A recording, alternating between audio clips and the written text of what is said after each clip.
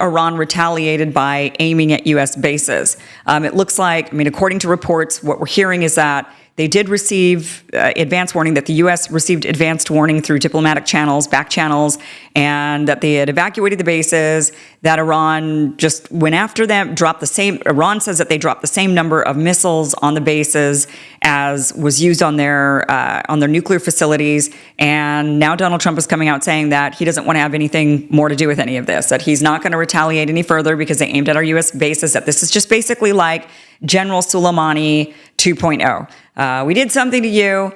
It looked really bad. We don't really want to escalate it. You could do something back to us as long as it's not too bad.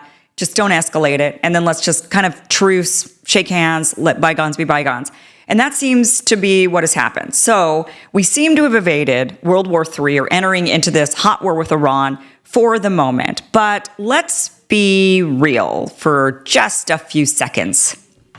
What was highly infuriating over finding out that, checking the news and seeing that Trump had bombed Iran, what was highly frustrating about that was not only was it frustrating that he had bombed a Middle Eastern country after saying he was not going to get us into any more wars. He risked getting us into a hot war with Iran. And Iran is not Afghanistan. Iran is not Syria. Iran is not even Vietnam. Iran is a sophisticated, organized military. This isn't just some podunk, scrapping it together militia. This is a full-on military with a very serious country.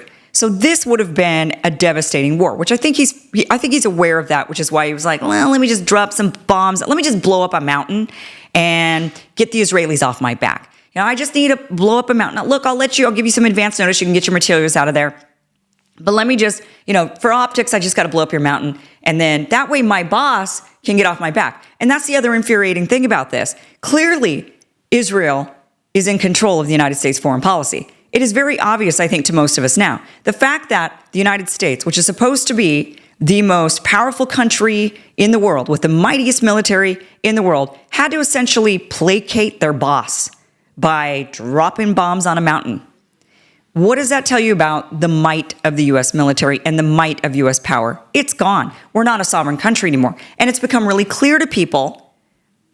That's become really clear to people this weekend when Trump decided to drop bombs on Iran for Israel. It wasn't even for the benefit of the United States at all. So those two things, I think, are highly infuriating. The fact that this was against the America First agenda. This is a very Israel First agenda. The fact that Trump promised he would not get us into any more wars, and he risked it. And here's the thing that's really odd and should make people think. The fact that the narrative has been that Iran has no self-restraint, that if they had a nuke, they would just obliterate Israel, they would obliterate the United States, it would be devastating for everybody. So Iran clearly is just some rogue, monstrous actor with no self-restraint, and they don't have any responsibility, they couldn't be responsible with a nuke. Never mind the fact that they said the same sorts of things about North Korea. And are you shaking in your boots every morning when you wake up? Are you worried that Kim Jong-un is aiming a nuke at you? No, you probably don't even think of the guy. And when you do, you probably laugh at Little Rocket Man. Are you shaking in your boots about Russia or China having nukes? No. And they would be arguably bigger foes and enemies than Iran or North Korea. But we're not worried about them dropping nukes on us either. So this idea that, yeah, but Iran, they're just this rogue, out of control, angry, hateful, murderous nation, even though they haven't invaded another country in 250 years. They're not the ones waging war with everybody. Israel is out there bombing 5 countries as we speak. They're bombing Lebanon, they're bombing Syria, they're bombing Yemen, they're bombing Palestine, and now they're bombing Iran. So Israel's out there bombing 5 countries, but it's Iran who is the rogue nation that can't be controlled. And yet, Trump is banking on their restraint when he went and bombed 3 of their nuclear facilities. He then came out of there and gambled with American lives, and said, you know what? Now we're just going to leave it up to Iran. Let's just hope they don't sink any U.S. carriers. Let's just hope they don't aim some missiles at our young soldiers sitting like ducks in the Middle East, thinking that they signed up to defend America, only to find out that they actually are at the behest of Israel. That is what Donald Trump did. He sat there and he literally gambled with American lives, betting that Iran would actually have restraint. The country that they've been telling us has no restraint whatsoever. Suddenly they have to have restraint in order to prevent us going into a hot war. A hot war we likely would lose because we've lost every single war. We've lost every single war. And we can't even win against Taliban in Afghanistan. We haven't been able to win against Vietnamese guerrilla fighters. How are we going to win against an actual mighty, organized, serious military? Trump knows we wouldn't. But nonetheless, in order to placate his bosses in Israel, he had to drop bombs on a mountain. So that should alarm and frustrate every single last one of us. The fact that this is not what we voted for. Nobody voted for more war. Everybody voted for less war. Now you might say, yeah, but Kim, we're not getting into war. He just did it as a show. That should still piss you off. He did it as a show to his boss, not to you. He wasn't trying to impress you. He pissed you off. You're the American. You're the one who voted for him because you didn't want any more wars. And he pissed you off while he was making his boss, Netanyahu, happy. That should piss you off. It should piss you off that that's not America first at all. And that's actually what you voted for. It wasn't just to stop endless wars in the Middle East. It was also that you wanted an America first agenda. And all you've been getting so far is we're going to buy Greenland. We're going to take Canada and make it a state. Now we're going to do whatever Israel wants. And we're going to give them tons of money and back them up in another Middle Eastern war. A war that, by the way, they have no intention of stopping. So what makes you think, even though right now there seems to be this truce and it looks like, okay, let bygones be bygones, shake hands, move on, Israel's not going to stop. And since Israel's clearly really the boss, then what makes us believe that this is our last foray into this war? No, this was just a chapter in the book of World War III.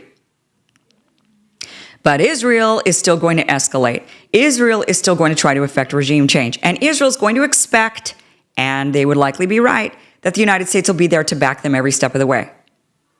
So Trump might have gambled and bet that Iran would be measured in their response, and they were. But he's gambling that Israel would have some sort of common sense, and they don't. He's gambling that Israel would have maybe seen this and said, oh, okay, so you bombed their nuclear facilities. Thank you. That's all we wanted. That's what we said we wanted. We're reasonable people. That's all we really wanted. Now that you've done it and you've set back their nuclear program, they cannot have a nuke. Great. Thank you. We're going to go back to committing genocide in Gaza. That is what the reasonable, quasi-reasonable Israeli would have done. But the fact is, that isn't their goal. They want regime change in Iran, and they want to do what our guest talked about tonight, which is break it up into a bunch of little countries and basically balkanize the place. Well, that is not that. So that plan means that Israel's going to continue forward, and they know that they're going to rope the United States into it. So we're not done with this. This was just the first step. Trump was gambling that the Israelis would be reasonable. They're not. So now what is he going to do when the fact is they're clearly actually in charge of our foreign policy? So they're going to march forward and they're going to get us roped in again. And if they can't get us roped in again, then I would put my money on a false flag event that would anger the American people, that Fox News could go on air all day and say, well, we have to do something. We have to fight back. Look at what they've done to us. They've killed Americans. We got to get into this war. And it is going to be Iraq 2.0. All of it a lie, all of it at the behest of Israel.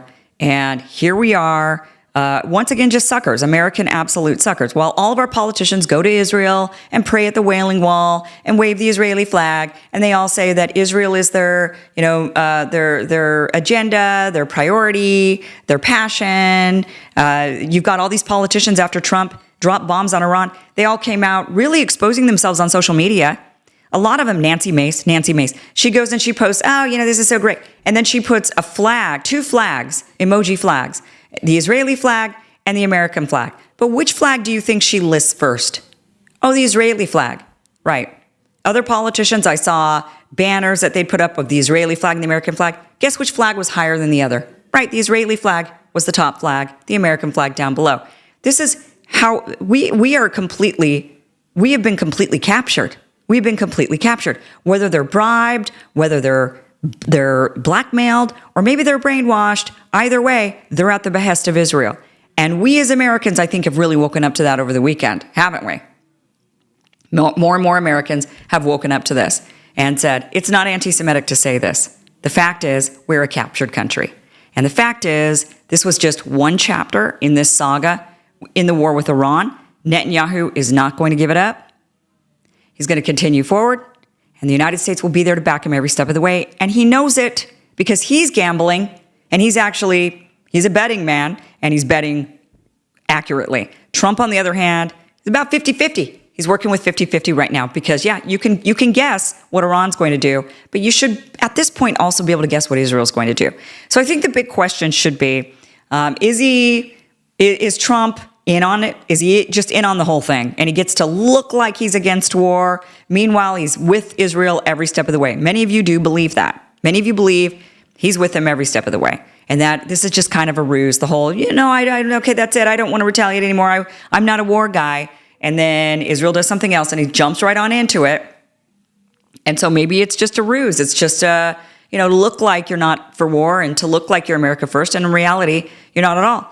And you never were. So he's either duplicitous or he's dumb. And he's not realizing that, no, these people are going to march you back into another war because this is their last shot. This is the last time you can be president. So it's infuriating. Speaking of which, the last time that he could be president, I made a post on X over the weekend after the bombing that went fairly viral. It got about 88,000 likes on it. Lots of people commented. I ended up with a flood of private messages, private phone calls, private text messages from people who vehemently disagreed with me.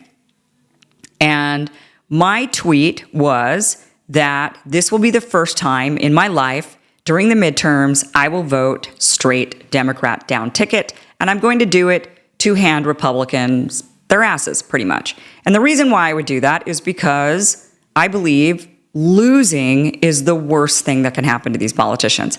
Taking power away from them is the worst thing that can happen to them. Now, Trump obviously can't run again. He's not going to have a loss of power. But I could certainly hamstring his agenda and make him pretty much neutered by giving him a Democrat Congress and saying, there you go, now try to get something done. You're not going to get anything done, and nothing's getting done anyway. I mean, here we are thinking, something's going to happen with Maha. It's not really happening. Anything that could happen with Maha, the most that we could ever expect, is stuff that would happen on the administrative level, inside of Health and Human Services as secretary, not through Congress anyway, so it doesn't even matter. Kennedy won't be any more hamstrung than he already is. But it would be nice to stick it to Mike Johnson, who really should have been upholding the Constitution on behalf of the American people as the Speaker of the House, a member of Congress, seemingly forgetting that Congress is actually an equal branch of government to the executive branch, an equal branch of government. But they act like they're carrying water for the presidency, doing whatever he wants. They're acting like they're subjects to a king and not actually an equal branch of government that's supposed to have checks and balances on the president for the American people, on behalf of the American people. Mike Johnson absolutely should have demanded that we had the war powers in check, should have demanded that the president has to run war by the American people. And he didn't. Instead, he's cheering it all on, absolutely denying the American people what is our constitutional right. And for that, he deserves to lose. He deserves to lose not only his seat, if we can make him lose his seat, but just lose his power as Speaker of the House. Now, do I think Democrats are any better? Because this is the response I got from a lot of people. Yeah, but Kim, Democrats aren't any better. It'd be worse under them.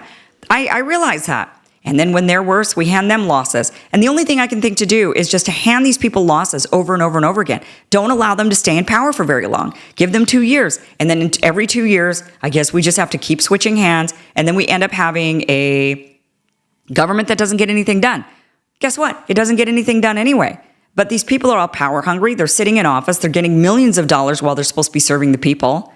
And they're drunk with power. They're drunk with bribes. They're drunk. And we have to cut them off. And the only way I can think of is handing them losses all the time. So it's no longer about, well, it never was, about voting for somebody you actually like, ideas that you actually like. It's just about voting out the people you don't like because they pissed you off. Democrats pissed me off during COVID. They pissed me off when it came to free speech. They pissed me off royally about a lot of things. And guess what? I wanted them to lose, and they lost. But now I'm looking at this new administration and seeing a bunch of warmongers that are at the behest of Israel. And at least the Democrats aren't so much at the yes, they still are, I get it. But at least they're willing to say that they're not. They're willing to actually criticize Israel. That's more than we can ask for many of these Republicans in office right now. So they deserve to lose over it because that's actually kind of a big deal. It's actually kind of a big deal. So I don't want to hear I get all these messages and phone calls, and I'm hearing, yeah, but Kim, but COVID, that was really bad. I'm sorry. It's actually worse, quite frankly. I mean, COVID was really bad, and you guys know all my stance on that. But it's actually worse to have a completely captured country by a foreign country. That's actually the worst thing that could ever happen to us. We have been completely seized. We're under siege, and the Republicans are happy about it, and they're smiling, and they're waving the Israeli flag, and they're saying mega first, right? Make Israel great again. And they deserve to lose for that, because that's actually a much bigger deal than anything we've ever faced. The fact is, we are staring World War III right in the eyes, and it's because of Israel. And our politicians have completely sold us out. And they've gone, and they're treasonous. They're working for a foreign country, no longer on behalf of the American people. I can't think of a worse thing. And of course, there are a lot of really bad things, but I don't know if there's anything worse than a sovereign country being cooed. We've been totally cooed. And they cannot get away with that. We can't let them get away with that. So we have to hand them losses. And maybe, just maybe, they'll reflect on it. Probably not. Probably nothing will change. Democrats will get in. They'll be awful. We'll have to vote them out. Republicans will get back in. They'll be awful again. We'll have to keep voting them out. And we'll just have to do this over and over and over again until I don't know what the answer is. Now, I know some of you will say, well, Kim, just vote independent. Yeah, I hear you on that. And in some cases, I think, and that's what I did during the presidency. In some cases, you can do that, depending on where you're living and the voting demographics of the population that you're amongst.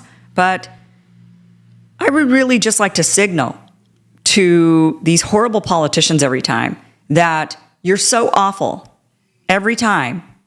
Whenever you get power, I'm going to then take it away from you. I'm going to give it to you, and I'm going to take it away from you. Because then maybe you'll learn the American people actually have the power, that we have the power to take it away from you. And that is the only power we have as people. So we got to get together, and we've got to remind them that we are actually the boss, that we, the people, are the boss. And the only way, the only power that we have is to vote them out.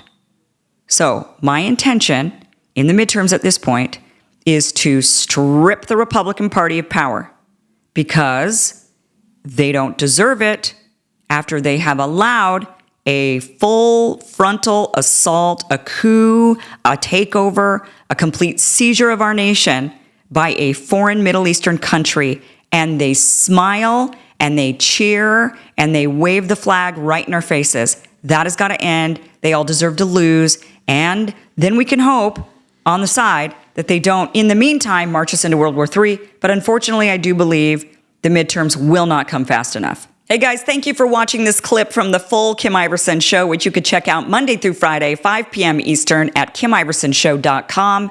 See you there.